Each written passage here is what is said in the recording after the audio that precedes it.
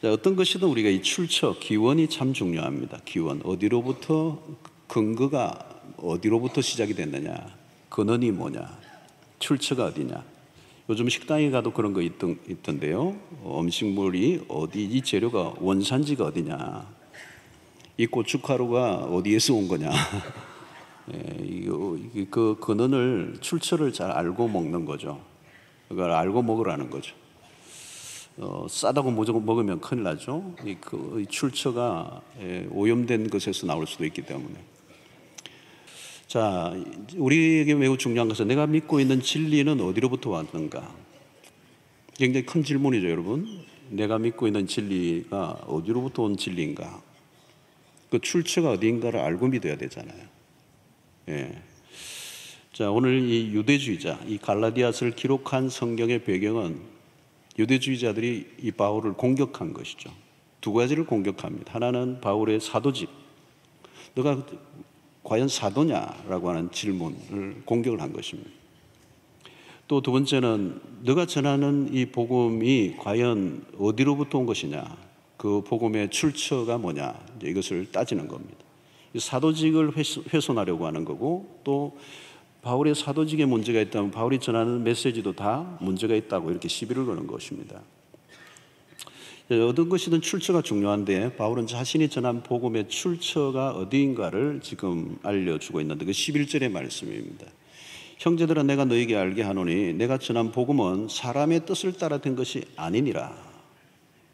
이 말은 이 복음이 바울의 창작품이 아니라는 것입니다.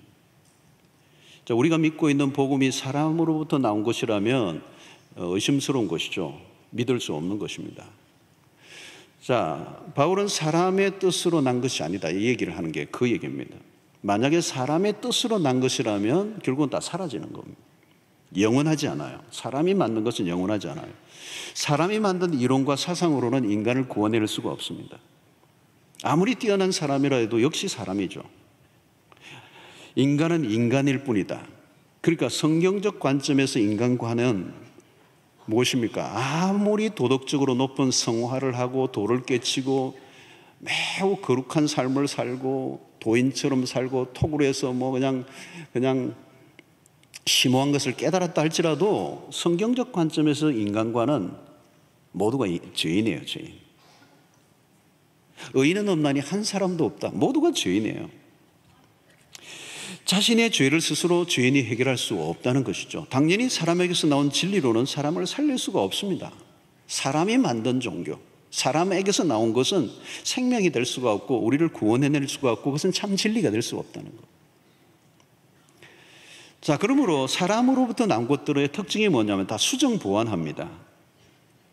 이게 좀 부족하기 때문에 뭔가 보완하고 수정하고 또 발전시키고 유지하고 보수하고 이런 것은 진리가 될 수가 없습니다. 어떤 시대의 변화에 따라 새로운 어떤 보완을 하고 수정을 해야 된다면 그건 진리가 아니에요. 진리는 언제나 진리해야 됩니다. 자, 여러분, 우리가 때로는 인간이 만든 것이 멋져 보일 수도 있습니다. 조화를 보니까 그렇더라고요. 여기 있는 꽃들은 조화가 아니고 진짜입니다. 근데 요즘에 어떤 것을 너무 잘 만들어가지고요, 조화도 진짜 같아요. 근데 어떤 데는 보면 제가 이거 진짜 조화 맞아? 만져도 모르겠어요. 진짜 같은 데가 있어요. 제가 감각이 떨어져서 그런지 모르지만 진짜 같더라고요. 그러니까 여러분, 이 세상에 사람이 만든 것들이 때로는 굉장히 매력적이고 멋있게 보이는 것들이 많아요. 뭐 이데올로기도 그렇고 인간이 만들어 놓은 사상과 철학도 심오한 것들이 많죠. 종교도 그렇습니다. 이성적으로 굉장히 설득력이 있는 것들. 사실 여러분, 불교도 얼마나 심오하고 이성적인 관점에서 보면 매우 심오한 철학이 그 안에 있는 거거든요. 사실 십자가의 도를 처음 대할 때 예수의 십자가를 대하면 전혀 매력적이지 않아요. 미련하게 보여요. 십자가의 도가 미련하게 보인다고 고린도전서 1장에서도 얘기하잖아요. 투박하고 이생적으로 받아들이기 힘든 겁니다. 복음을 들으면 처음에 사람들의 반응은 뭐냐면 귀에 거슬려요. 왜? 십자가를 얘기한다는 말은 십자가에 예수가 죽을 만큼 당신이 죄인이라는 얘기거든요. 심각한 죄인이라는 얘기거든요. 그건 참 불편한 얘기입니다.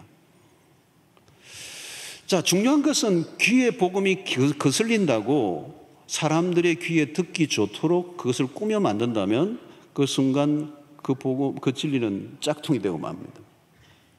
중요한 것은 하나님으로부터 온 것인가 사람으로부터 온 것인가가 중요합니다. 생활에 유익을 주느냐 혹은 정신적 위안을 주느냐의 문제가 아니고 영혼의 문제를 결정하기 때문에 그렇습니다. 요즘 가장 극성스러운 이단이 바로 신천지인데요. 이단에 이 미혹을 당하면 사실 인생도 참 그때부터 비참해져요. 우선은 굉장히 뭔가 끄는 매력이 있어서 혹하지만 사실은 영혼을 놓쳐버리는 빅을 낳게 되죠. 왜? 그 진리의 출처의 문제이기 때문입니다. 그건 사람에게서 나온 것이기 때문에. 자, 바울은 오늘 자신이 전한 복음의 정통성을 얘기하고 있습니다. 오늘 12절을 다시 보면 이는 내가 사람에게서 받은 것도 아니요 배운 것도 아니요 오직 예수 그리스도의 계시로 말미암은 것이라. 여기 중요한 것은 예수 그리스도의 계시라고 얘기합니다. 그러면서 여기 핵심적인 단어가 계시입니다. 계시. 바울이 받은 복음은 하나님으로부터 직접 받은 계시라고 얘기합니다. 성경은 하나님으로부터 주어진 계시를 기록한 거죠. 이 바울 자신의 창작품이 아니고 하나님으로부터 받은 예수 그리스도의 계시라고 말합니다. 자, 그렇다면 바울이 받은 이 계시가 하나님으로부터 받은 계시라고 하는 것을 우리가 어떻게 확인할 수 있느냐라고 하는 것입니다. 하나님으로부터 온 것이라면 그 계시는 진짜고, 하나님으로부터 오지 않고 사람에게서 만들어지고 자기 스스로 만든 것이라면 그건 믿을 것이 안 되는 거죠. 그런데 바울이 받은 이 계시가 하나님으로부터 왔다는 것을 무엇으로부터 확인할 수 있느냐는 겁니다. 첫 번째 우리가 생각할 것은 바울의 복음이 말하고 있는 복음은 구약과 일치를 이루고 있다는 것입니다. 자, 여러분, 우리가 성경을 귀중히 여기는 이유는 여기에 있습니다. 인간의 언어로 표현되었지만 분명히 하나님의 말씀이라는 거예요. 히브리서 1장 1절로 2절에 보면 옛적의 선지자들을 통하여 여러 부분과 여러 모양으로 우리 조상들에게 말씀하신 하나님이 이 모든 날 마지막에는 아들을 통하여 우리에게 말씀하셨으니 이 아들을 만유의 산속자로 세우시고 또 그로 말미암아서 모든 세계를 지으셨느니라. 시대를 초월해서 말씀이 능력이 있는 이유는 하나님의 말씀이기 때문이다. 바울은 지금 예수 그리스도로부터 직접 계시를 받았다고 주장하는 것은 그냥 자기가 혼자 자기가 하고 싶은 말을 쓴 것이 아니라 하나님으로부터 받은 계시라는 것. 중요한 것은 바울이 전한 복음은 철저히 구약의 성경 안에 약속되어 온 것과 일치를 하고 있습니다. 갑자기 어디에서 툭 떨어진 것이 아니라는 거죠. 자, 여기에서 또 하나 우리가 분명히 붙잡아야 될 것은 오늘날 우리는 이 시대를 계시의 종결 시대라고 얘기합니다. 자, 계시가 종결됐다는 말은 뭘까요? 구약에는 선지자들, 신약에는 사도들을 통하여 주어진 이 말씀을 통하여 신구약 66권을 통하여 정경이 완성되었어요. 그리고 이 성경은 우리의 구원을 주시기에 충분한 진리가 이미 완전히 우리에게 주어졌기 때문에 더 이상 이 성경을 능가하는 진리나 계시가 우리에게 주어질 필요가 없는 시대가 되었다는 거예요. 그 말은 또 다른 진리와 계시가 주어지지 않아도 될 만큼 이미 주신 구약의 선지자를 통하여 신약의 사도를 통하여 주신 이 성경으로 구원의 진리에 이르도록 충분하게 주어진 말씀이라는 거예요. 이 말씀이. 그래서 이게 중요해요. 여러분 이게 중요해요. 성경을 들고 다니셔야 돼요. 이 성경이 너무너무 중요한 거예요. 계시의 종결이 됐다는 말은 이 성경으로 충분하다. 더 이상 덧붙일 필요가 없다. 덧붙일 필요가 없다. 자, 그런데 요즘 뭐예요? 이단들이 하는 건 뭡니까? 환상을 보았다는 거. 무슨 음성을 들었다. 물론 여러분 요즘도 음성을 듣기도 하고 때로는 환상을 보기도 하고 그래요. 한 번도 안 본 분들이 이상하겠지만 본 사람이 있어요. 볼 수도 있어요. 그런데 그것은 개인적인 체험으로 가능한 것입니다. 개인적인 체험으로 끝나는 거예요. 내 성경은 안 보고 내 뭐 봤다는 사람은 위험한 거예요.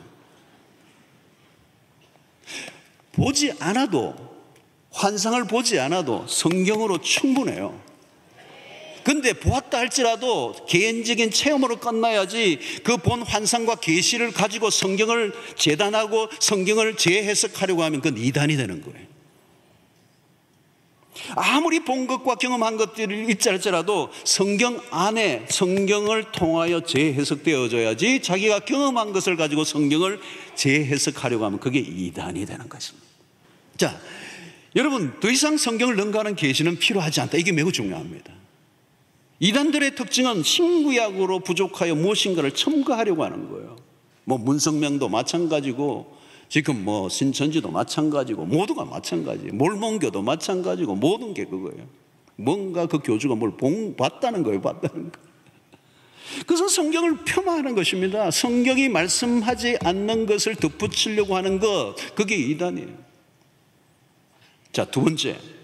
첫 번째는 하나님으로부터 온 계시인가, 그 출처가 중요하다고 그랬습니다. 사람으로부터 온 것으로는 사람을 구원해낼 수가 없다는 거, 이게 첫 번째 줄기. 두 번째는 계시가 하나님으로부터 온 것이란 것을 어떻게 알 수 있느냐. 자, 하나님으로부터 온 계시의 특징이 뭐냐, 그 계시의 핵심이 뭐냐. 하나님의 계시, 이 성경의 계시의 핵심은 그리스도입니다. 여러분, 다양한 종교들 안에도 계시들이 있습니다. 계시. 이슬람교를 보면 마호메시 계시를 본 거잖아요. 그게 코란입니다. 코란은 계시예요. 그 마호메시 계시를 본 것을, 환상을 본 것을 기록한 것입니다. 그리고 그 안에는 성경의 이야기들이 다 있어요.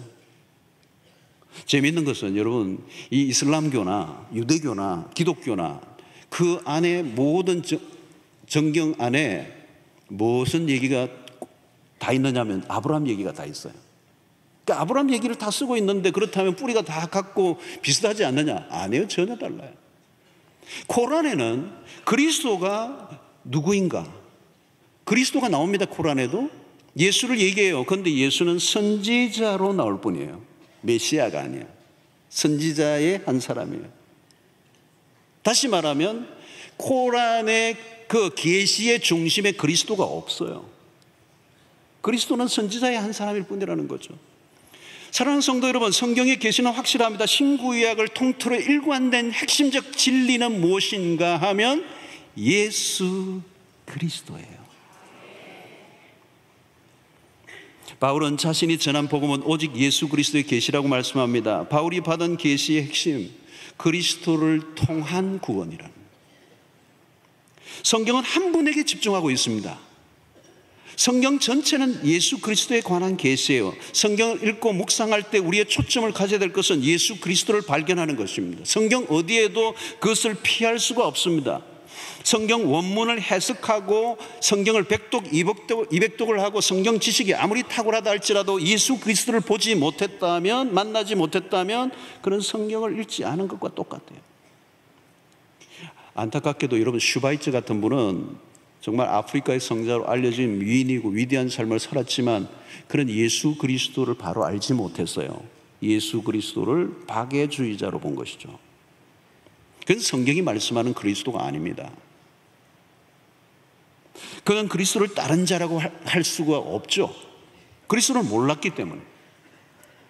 여러분, 성경을 읽을 때도 그렇습니다. 성경을 읽으며 자녀 교육의 원리를 배울 수가 있습니다. 성경을 읽다 보면 여러분, 경제적 원리도 찾아낼 수 있고요, 어떻게 사업을 잘 할 수 있을 것인가에 대한 원리도 나오고요, 잠언서를 읽다 보면 잠언서 같은 곳에는 삶의 중요한 지혜들을 다 얻을 수 있습니다. 부부의 관계를 어떻게 할 것이며, 자녀 교육을 어떻게 할 것이며, 사업을 어떻게 하시며, 친구를 어떻게 얻을 것이며, 엄청난 지혜와 교훈들을 다루고 있죠.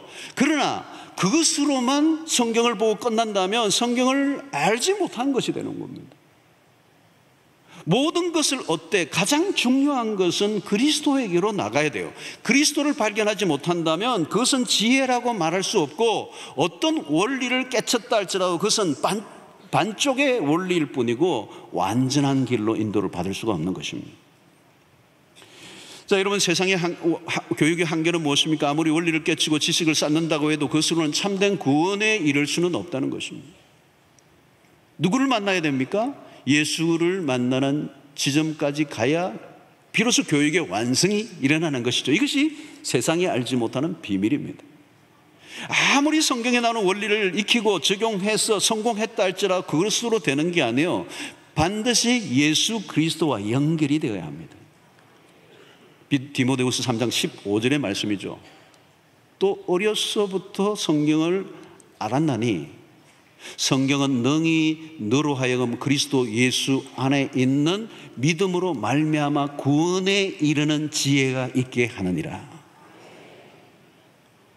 성경을 통하여 어떻게 해요? 성경을 통하여 우리가 무엇을 얻는 거예요? 그리스도 예수 안에 있는 믿음으로 말미암아 구원에 이르는 지혜를 얻는다는 거예요.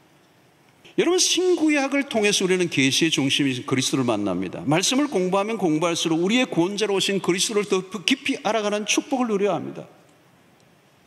저는 제 방에 이 신학적인 여러 가지 성경에 대한 관련된 책이 있는데요, 그 성경의 모든 책들의 초점은 결국은 뭐냐면 예수 그리스도예요. 자, 이단들의 특징은 자기가 메시아 혹은 보혜사라고 얘기합니다. 얼마나 기가 막힌 것이고 허무맹랑한 것인데도 불구하고 사람들이 빠져드는 이유는 교회에서 상처를 받았거나 또 현실의 삶이 만족스럽지 않고 뭔가 삶의 그런 기구한 어려움들을 겪으면서 삶의 돌출구를 찾고자 하는데 뭔가 매력적으로 확 끌어당기는 마약과 같은 순간적인 환각 증세와 같은 것들을 매력적으로 다가오니까 그게 확 빠져들어가는 거예요. 갈라디아서 계속 강조하는 것은 다른 복음은 없다는 겁니다. 디프런트 가스펠은 없다. 항상 우리가 경계해야 되는 것이죠. 사단은 끊임없이 다른 복음을 만들어내고 예수 그리스도의 순수한 복음으로 충분하지 않다라고 하는 이 가르침을 역사 속에 끊임없이 사람들을 미혹하고 진리로부터 떠나고 그리스도로부터 멀어지게 만드는 일들이 2000년의 기독교 역사 속에 끊임없이 일어나고 있습니다. 자, 여러분, 고린도서 11장 14절에 이런 말씀합니다. 이것은 이상한 일이 아니다. 사탄도 자기를 광명의 천사로 가장하느니 아주 교모하게 다가와라. 영적 분별력을 가지지 않으면 영혼을 놓쳐버린다는 거예요. 사단은 죽으라고 그리스도와 우리와의 관계를 떼려고 하는 것입니다.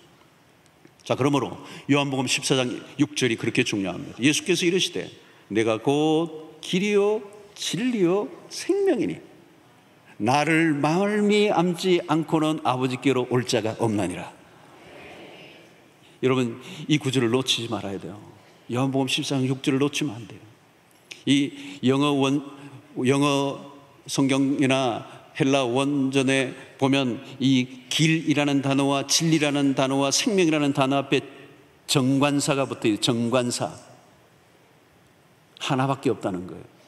내가 그 유일한 그 길이고 유일한 진리고 유일한 생명이다.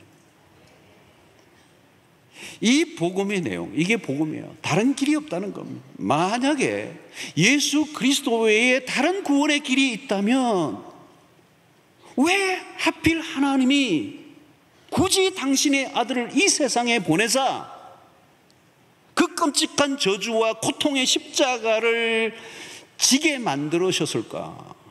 이해가 안 되는 일이잖아요. 그렇게 하나님이 하실 이유가 없어요. 다른 길도 있다면 하나님이 왜 아들을 그렇게까지 참혹하게 우리의 죄를 대신하여 죽게 만드시도록 내어 보내셨을까 하는 거예요. 자, 우리의 계시의 중심은 그리스도예요. 세 번째 우리가 생각할 것은 하나님으로부터 온 계시의 특징은 완전한 것입니다. 하나님으로부터 온 것은 완전해요. 예수 그리스도의 복음은 완전한 것입니다. 덧붙이거나 더 보완해야 될 필요가 없습니다. 바울은 유대주의자와 첨예한 대립을 하고 있습니다. 유대주의자들은 예수 그리스도만으로 충분하지 않다는 다른 복음을 전하는 것들에 바울은 지금 일격을 가하고 있는 거예요. 자, 여러분, 바울은 이렇게 얘기합니다. 1장 8절에 그러나 우리나 혹은 하늘로부터 온 천사라도 우리가 너희에게 전한 복음 외에 다른 복음을 전하면 저주를 받을지어다. 자, 여러분 보면 우리와 혹은 하늘로부터 온 천사라도 이랬어요. 우리라는 말은 바울도 포함하는 겁니다. 나도 다른 복음을 전한다면 저주를 받을 것이다. 오직 예수 그리스도만으로 충분하다고 가르치는 거예요. 여러분, 예수 그리스도는 우리의 구원의 문제뿐만 아니라 우리의 삶의 완전한 해답이 되십니다. 왜 우리가 주님을 위해 생명을 걸고 주님을 따라야 할 이유가 여기에 있어요. 예수 그리스도가 모든 것의 모든 것이 되기 때문에. 여러분, 예수 그리스도를 온전히 만나면 어떤 일이 일어납니까? 신기한 일이 나요. 우리의 삶의 모든 질문, 모든 삶의 피로가 다 사라져버려요. 복음을 만나면 끼어들 구석이 하나도 없어요. 세상에 어떤 것도 끼어들 수가 없어요. 사랑하는 성도 여러분, 예수 그리스도는 하나님이 우리에게 주실 수 있는 최고의 선물입니다. 그리스도보다 더 좋은 선물을 주실 수 있는 게 없어요.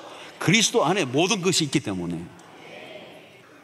바울은 빌립보 3장 8절에 이런 기가 막힌 고백을 하잖아요. 내가 모든 것을 해로 여기면 내 주 그리스도 예수를 아는 지식이 가장 고상하기 때문에.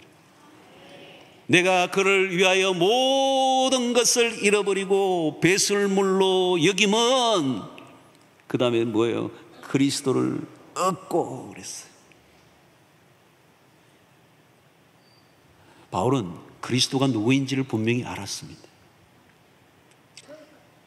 예수 그리스도 안에 얼마나 많은 어마어마한 보화가 숨어 있는가를 그는 알았어요. 세상의 어떤 것과도 비교할 수 없는 것을 그는 얻었다고 고백합니다. 여러분, 바로 이 복음을 만나지 못하면 신자의 신앙생활이라고 하는 것은 볼품이 없어요. 오늘 이단들의 문제도 심각하지만 더 심각한 것은 오늘날의 교회 안에 그리스도가 없는 것. 성경은 창세기부터 요한계시록과 끊임없이 성경의 중심은 그리스도이고 복음은 그리스도이고, 그리스도를 통하지 않고, 그리스도는 알파요 오메가요, 우리의 삶의 전부요, 우리의 인생의 중심부에는 그리스도여야 되고 성경의 묵상의 핵심도 그리스도여야 되는데 오늘날 교회 안에 그리스도가 없는 거예요. 복음이 없는 신자들이 많다는 거예요. 사랑하는 성도 여러분, 참된 복음을 알면 거짓의 미혹을 당할 이유가 없습니다. 복음을 바로 이해하지 못하고 교회를 다니는 신자들이 오늘날 얼마나 많은지, 당연히 허술한 그런 신앙은 이단의 표적이 됩니다. 오늘날 이단들이 기상을 부리는 것은 교회 부실함이 원인 제공을 한 면이 있습니다. 복음을 바르게 알고 믿도록 이끌지 못한 교회의 책임이 있는 것이죠. 그러므로 교회는 지금보다 훨씬 더 많이 그리스도를 증거해야 하고 가르쳐야 되고 복음을 말해야 될 필요가 있습니다. 우리가 무엇을 하든 그리스도를 빼면 아무것도 아니게 되는 것입니다. 예수 그리스도를 온전히 만나고 복음의 광희로움을 만나면 거짓된 것에 미혹을 당하지 않을 뿐만 아니라 그동안 붙들고 있던 모든 것을 배설물처럼 여기고 미련 없이 내던질 수 있는 용기가 생기는 것입니다. 사랑하는 성도 여러분, 참 진리에 눈을 뜰 수 있게 되기를 바랍니다. 인간이 만든 신이 아니고 성경이 말씀하는 예수를 믿어야 합니다. 예수 그리스도의 눈을 뜨면 다른 모든 것은 빛을 잃고 맙니다. 다른 것에 더 이상 흔들릴 이유가 없어요. 하나님이 주시는 것 중에 최고는 그리스도이십니다. 그래서 어떤 혹자는 그래요. Christ is all. 그리스도는 전부입니다. 그 그리스도를 붙잡으면, 그 그리스도 안에 살면 우리에게 더 이상 필요한 것이 없습니다. 우리는 어떤 경우에도 승리할 수 있습니다. 그리고 우리의 삶의 모든 문제도 그리스도로 해석할 수 있습니다. 이길 수 있습니다.